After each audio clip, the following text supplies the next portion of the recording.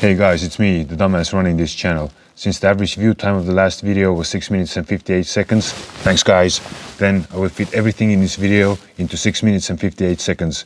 And since we got 2 new subscribers, this is my 2005 Volkswagen Touareg V10 TDI, which is a bit broken. Let's go. All these beautiful warning lights on the dashboard, but the main issue is this brake fault stop vehicle warning, which won't let you put on the brake, engage in a gear. Obviously there's a haggard solution. I don't know how I'm going to do it with one hand, but basically you just move this pin and boom, you can go into gear. And the car's brakes are fine. It runs in one gear due to gearbox being in limp home mode, but that's the main issue. Based on a little googling and internet, there's a reason to suspect that some wires are disconnected from under the carpet because it's all wet, because the drainage is clogged. So what I'm gonna do is I'm gonna remove the carpet and let's see what's going on with the wires. Pay attention, moron! Well, subscribe, motherfucker.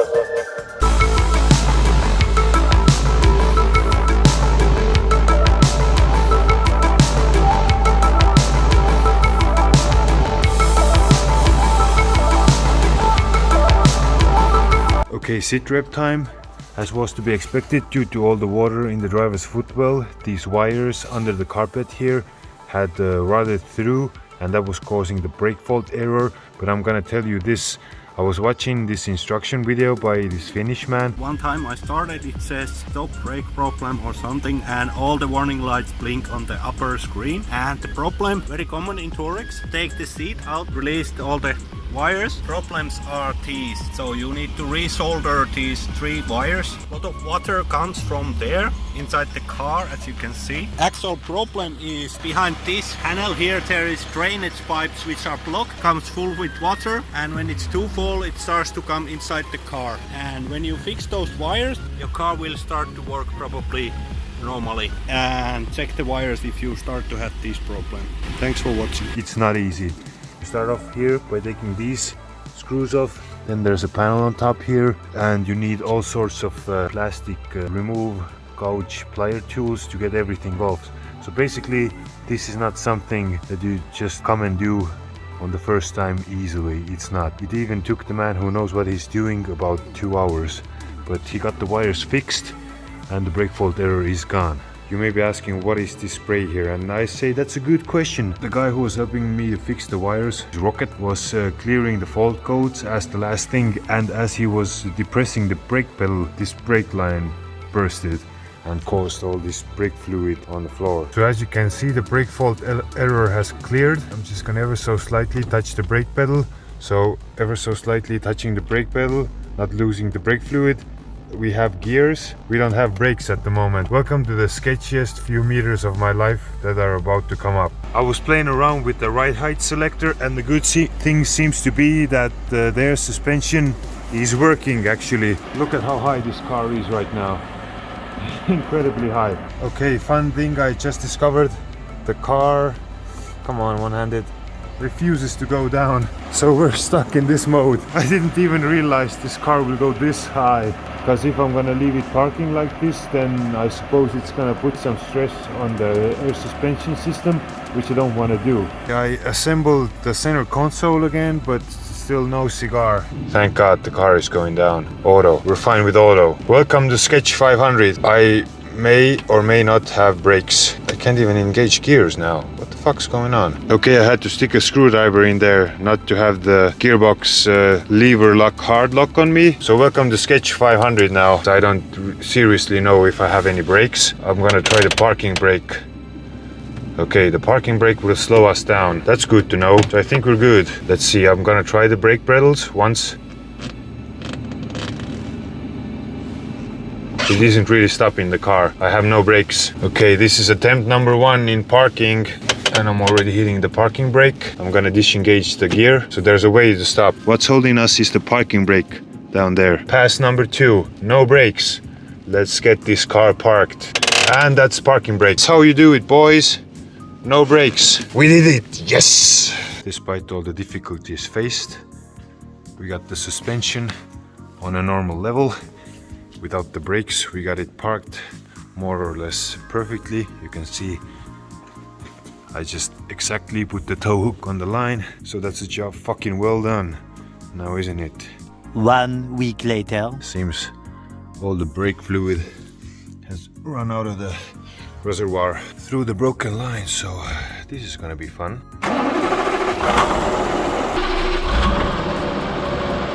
I have no brakes whatsoever, and we're gonna try to ride this thing into a workshop. So we got competition, let's out drag them. Fuck your little tiny engined diesel thing. Okay, and we even beat the competition. That's very important. I'm gonna give it a little welly. Ooh, it has nice torque, but now we're screwed if Popo comes. We're doing 65. Don't arrest me. We made it. So there's that. A drive without brakes. As you can see, the machine is finally operational. If you're not nitpicky, then the engine runs smooth, the gearbox runs smooth, and as you can see, the suspension sits at its highest setting. If you go down to the details, then yeah, the engine is leaking a bit from the front, a bit from the back, plus some suspension components need changing. But you must keep in mind that this is a 17-year-old really used car at 266,000 kilometers.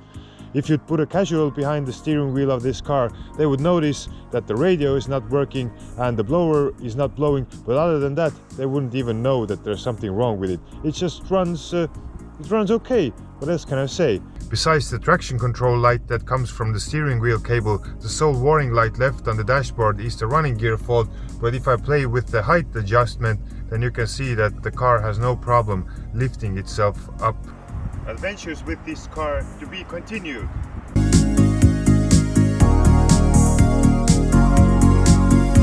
Alright, I was messing around with some pointless stuff here for longer than I had planned, but whatever.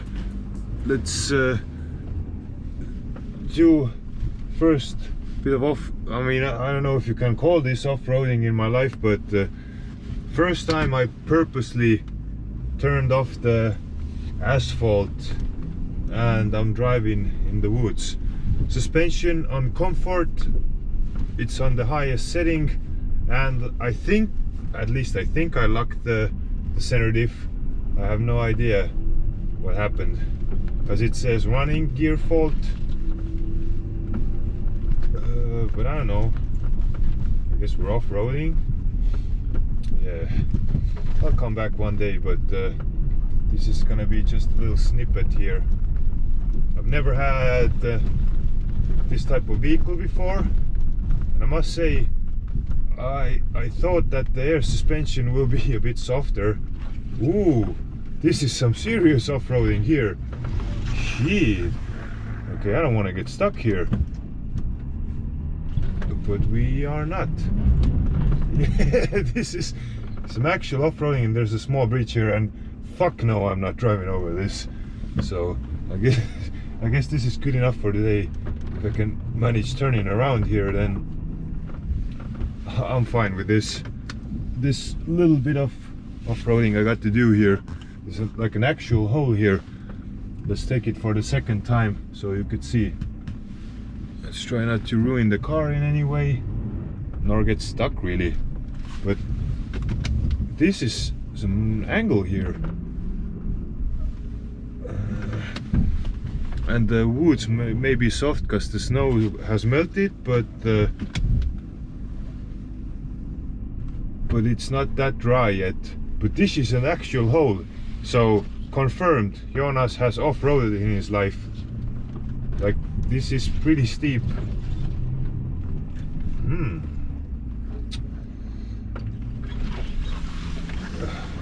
How is it? Like, once you off-road, you never go back? I mean, it doesn't rhyme like the original version of that thing, but I don't know.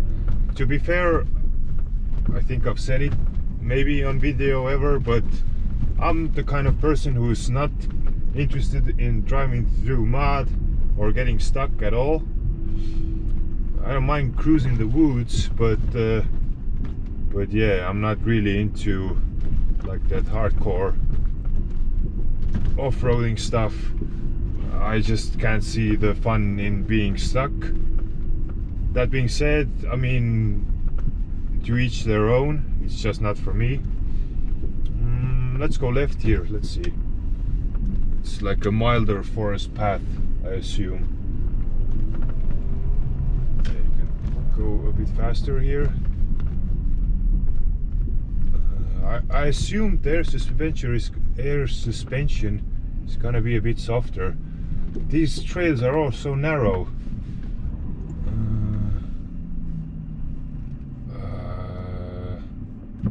Whatever, let's take this trail. I'm just worried that I either get stuck or break the car, which I don't want to do. I want to get home, but let's make this into this little taste of off-roading here. Obviously this is a clear path, so I'm not pathfinding here. I wouldn't do that. Like, I want to get home from here, but so there's a way out from this sorry, from this path. How much it's gonna be on film, I don't know. I was messing around putting back the center console and taking pictures of the car, and when I finally got done with the center console, it was dark already. But at least for once in my life I got a vehicle that's up for the task. Yeah, this is, I mean, if you can even call this off-road, this is pretty mild. But as you can see, the forest gets a bit tense here. Dense with a D, not with the T. Just not try to drive into that tree. But I guess I'm done for today. Let me out, forest. I've had enough off-roading for one day, and I'm serious. I'm not joking for the video. If I would have an aim, I could see myself driving somewhere, but like just to drive here, I don't know. Should it be fun in any way? I'm just worried that this road takes me nowhere. If I double back though, I should be, or there's an opening there. Thank God. Yeah, this was enough for a taster, I'd say, for a little taster of off-roading. And now we know at least that the suspension works and everything. And yeah, we're off the semi-unbeaten path, which was actually a beaten path. Let's see. Now if I stop, we go bam, we go into neutral. Can we unlock the center diff? We go back to high. I hope it worked. Can we go down?